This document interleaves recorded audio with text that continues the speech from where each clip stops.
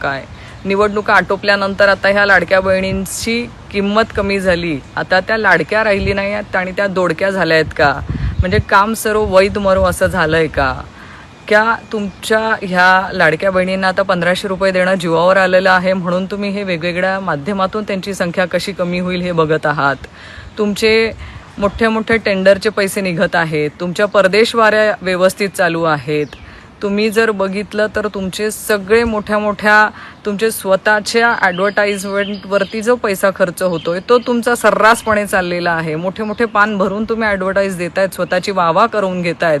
एवढ्या सगळ्या गोष्टींसाठी सरकारकडे पैसा आहे आणि मग माझ्या लाडक्या बहिणींना जो 1500 रुपयाचा महिना मिळतोय हाच त्यांच्या डोळ्यात का खुपतो आहे? का आता निवडणूक संपल्यानंतर आता या लाडक्या बहिणींची त्यांना गरज राहिलेली नाहीये? आज जी महागाई मोठ्या प्रमाणामध्ये सरकारच्या माध्यमातून वाढवलेली आहे, अशा महागाईच्या वेळेस ह्या माझ्या माता भगिनींना हे 1500 रुपये दिलासादायक ठरू शकले असते. त्यांना आज त्यांच्या संसारामध्ये याचा हातभार लागू शकला असता.